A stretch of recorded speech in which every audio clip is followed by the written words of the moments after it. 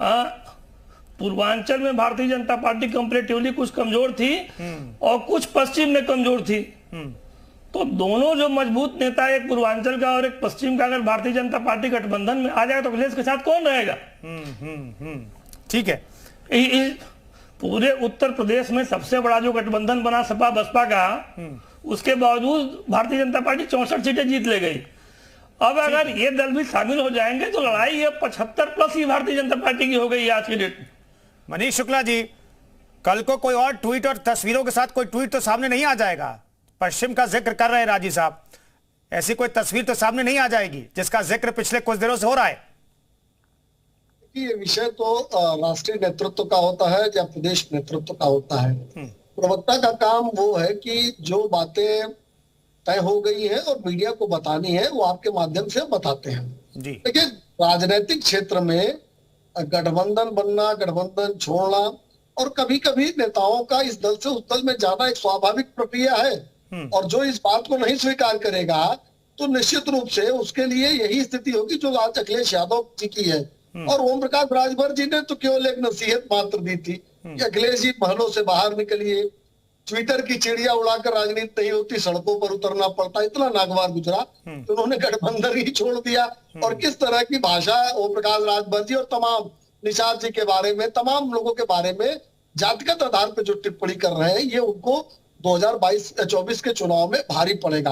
और मैं फिर कह रहा हूं कि अखिलेश जी के जिस ट्वीट की आप लोग बात कर रहे हैं, 80 हराओ भाजपा हटाओ, मेरा एक बात स्पष्ट कहना है, नकारात्मक स्लोगन से सकारात्मक परिणाम नहीं मिला करते। भारतीय जनता पार्टी सकारात्मक रूप से 80 सीट जीतना चाहती है, अखिलेश यादव जीतना नहीं चाहते, हराने की प्रयास कर रहे हैं। तो उनके मन में जो नकारात्मकता है और जिस तरीके से 12 से 17 के बीच उत्तर प्रदेश में अपराध था, गुंडागर्दी थी, दंगा प्रदेश बन गया था, विकास के पैमाने पर उत्तर प्रदेश पीछे छूट गया था, कोई निवेशक आना नहीं चाहता था। और आज योगी आदित्यनाथ जी के नेतृत्व में उत्तर प्रदेश चहुर विकास कर रहा है, आज कानून का राज है। उसके आधार पर जनता से भी हमारा भारतीय जनता पार्टी का गठबंधन है और निश्चित रूप से जनता का मत और आशीर्वाद भारतीय जनता पार्टी को मिलेगा। ठीक है। वैभव पाठक साहब, फिलहाल जो स्थिति ऐसी दिखाई दे रही है कि आपकी पार्टी अकेले रह जाएगी, गठबंधन नाम की कोई चीज रहेगी नहीं, ऐसा हो गया तो फिर आप क्या कहेंगे?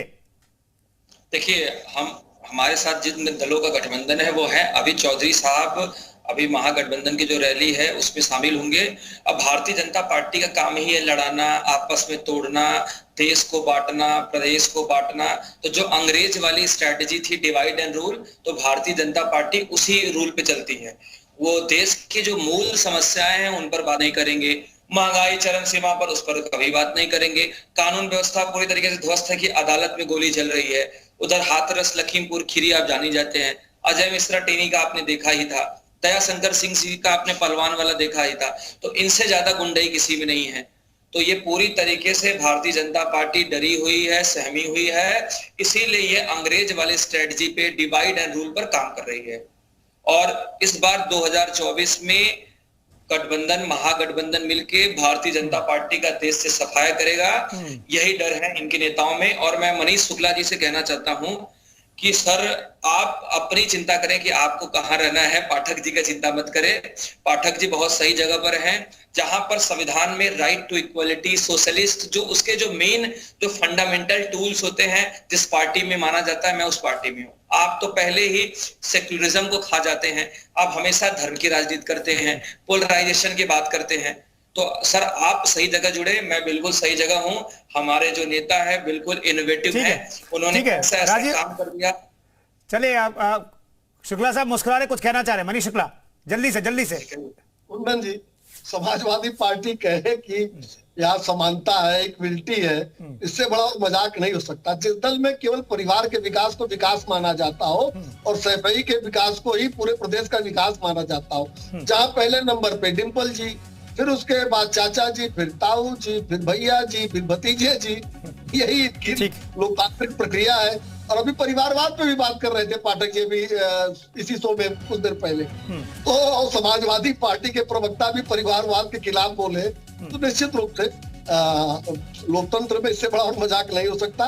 देखिए, अखिलेश जी 80 की 80 सीटें हार रहे हैं। भारतीय जनता पार्टी और एनडीए का गठबंधन अपने रिपोर्ट कार्ड के आधार पर 80 सीटें लोकसभा की जीतेगा उत्तर प्रदेश। ठीक है राजीव जी, आखिरी कमेंट आपसे मैं लेना चाहता हूं, कितना बड़ा झटका है विपक्ष के लिए, और जो स्ट्रैटेजी अखिलेश यादव अपना रहे हैं कि नेशनल पॉलिटिक्स में वो इन्वॉल्व दिखाई दे रहे हैं, लेकिन उत्तर प्रदेश में जहां पर आपको गठबंधन बनाना है, बीजेपी की चुनौतियों से पार पाना है, वहां पर उनकी रणनीति क्या फील दिखाई दे रही है? छोटा जवाब राजीव रंजन साहब। देखिए, नेशनल पॉलिटिक्स में उनकी हैसियत तब तय होगी जब वो दिखाएंगे कि उत्तर प्रदेश में वो कितनी सीटें जीतते हैं। अभी जो स्थिति है कि जो 5 सीटें उनके पास थी, जो अब 3 हो गई हैं, वो 3 भी बचा लें तो बड़ी मुश्किल है।